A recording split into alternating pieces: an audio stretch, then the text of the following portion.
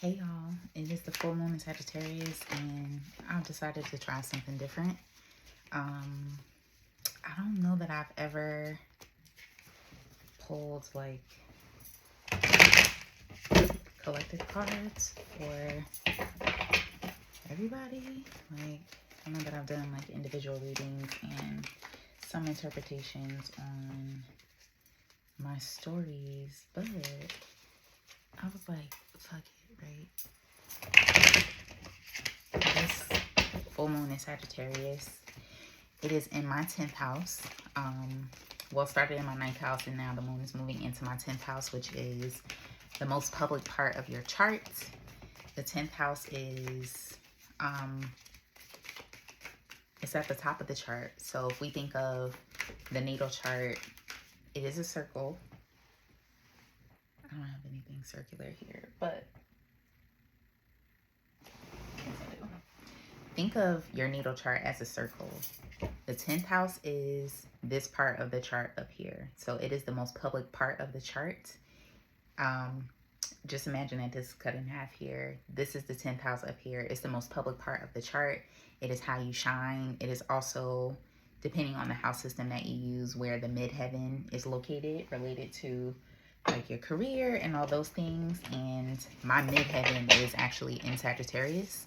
So this full moon and whenever the new moon in Sagittarius comes around in Sagittarius season, it's always special for me because it is activating my midheaven and catapulting me into speaking more, like being more public about what it is that I do, what my interests are, and, you know, taking a bet and walking in blind faith. My teacher, Empress Cameron Rose, I reposted her reel. I reposted her reel with her messages and guidance about the full moon in Sagittarius. And what stuck out to me was when she said that our wishes are for our future selves. And she also talks about faith as a woman, faith as, you know, being a feminine figure and really being the embodiment of the things you can't yet see in the physical. And really over the last several months, faith has been very much keeping me moving forward, right? I'm looking at my whiteboard that I have, one of my whiteboards in my office here, and my message for the month of May was faith and love as guides, right? Following faith, allowing faith to guide me forward, allowing faith to be this invisible yet mighty thing that keeps me going, that allows me to continue getting up every single day and moving forward, even when I don't feel like it, even when the physical reality of what I desire does not necessarily is not necessarily showing up for me right now at the moment. Faith is the thing that keeps me going. So I wanted to come on here and get off of my soapbox, but also share, pull some cards. And so the Temperance card has come out, and Temperance is like grace and faith. It actually is like the embodiment of faith for me in the tarot. Temperance here, you can see the woman on the card is, there we go. The woman on the card is pouring water from cup to cup. This is my cup of making wine out of water, right? Making wine from water. And it really embodies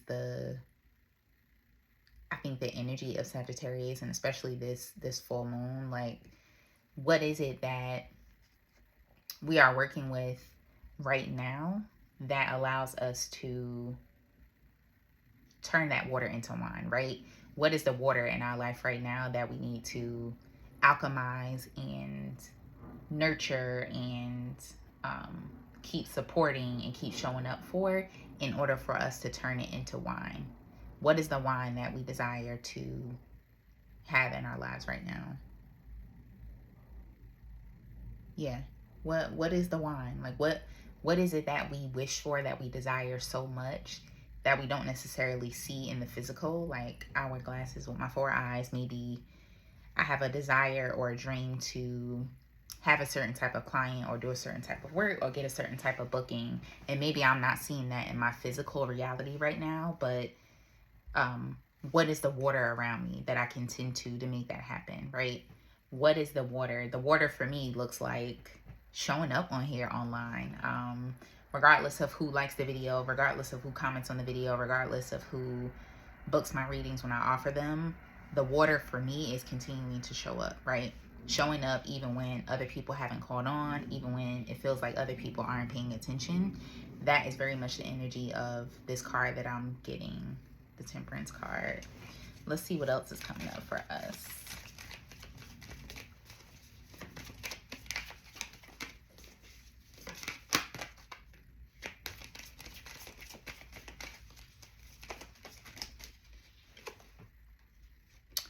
The Nine of Wands. The Nine of Wands is like the paranoia card. So again, this kind of speaks to like continuing to show up with temperance here and tending to the water that we have until it turns into wine.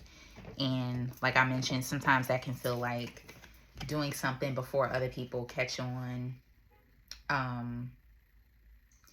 Like you're just kind of worried about, you put the thing out there and you're concerned and worried about, you keep checking, right? You keep checking.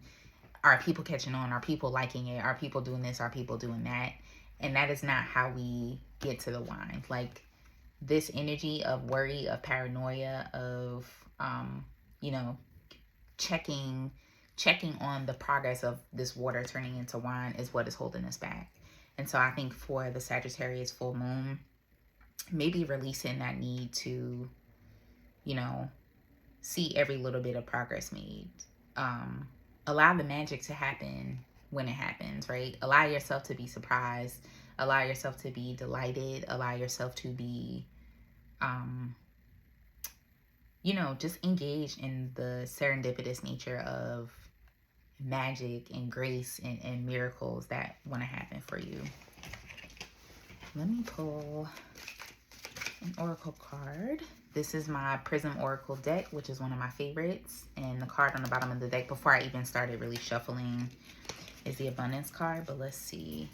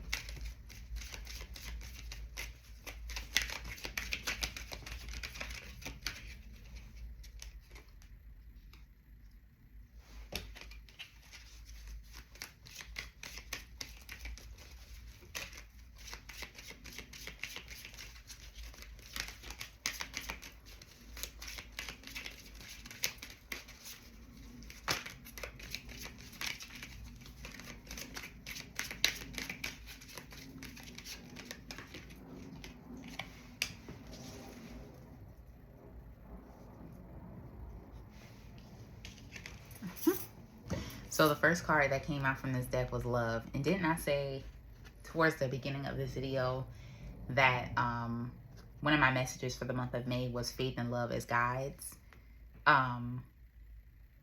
This love for me feels like loving every part of the journey. Like learning to love the process of making wine out of water. Learning to love the stillness of it. Learning to love the surprise and delight of the process. Learning to love not knowing every single thing that will unfold for you, and learning to trust that whatever is meant for you is meant for you, and that it will unfold for you in divine timing. I know for me, a lot of the challenges for me is, like, I know that things happen in divine timing. I know that things happen when they're supposed to happen, how they're supposed to happen. But the human in me, the human who wants things to happen quickly, who wants things to, happen in the time that I've created in my mind, right? The time that I've said in my mind that I want this thing to happen by, I know that sometimes that works against me, but it also is my human nature. And so the balance card also came up, and this feels like tempering, right? Balancing between like the human in you and like the mundane and the physical things that you need to do to change that water into wine, to turn that water into wine, but also balancing and leaning into and allowing spirit, the spiritual aspect of things, the divine aspect of things to unfold exactly how they're meant to and when they're meant to. And I think when you embody this balance of, yes, you do the physical work, yes, you set the intention, yes, you do the things that you need to do. The term faith without works is dead, right? So yes, we have faith. Yes, we trust. We trust in the unseen. We know that the things are happening on our behalf the way that they're meant to happen. But we also are doing the work, right? We're also doing the things that we need to do on a day-to-day basis to help us in changing this water, turning this water into wine. And that doesn't mean that you spend all of your time worrying about whether the things that you're doing in the physical are paying off for you. It means you do the work, you keep grounding, you put your head down, and you still also trust that whatever it is that you desire, as long as it is aligned with you and this lifetime and what you're meant to be doing, that it will happen for you. Trusting in the divine, trusting in divine timing, allowing things to unfold, but also not absolving yourself of your need to put in physical work, right? Because we know faith without work is dead. So that is the message that is coming through for us for the full moon in Sagittarius.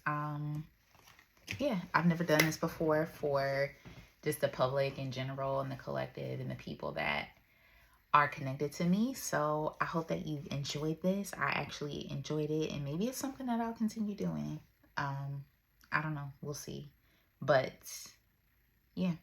Let me know what you think. Let me know how it resonates. And if you want a personalized reading around the energy of this full moon in Sagittarius and how it's showing up for you, DM me. I will be around today.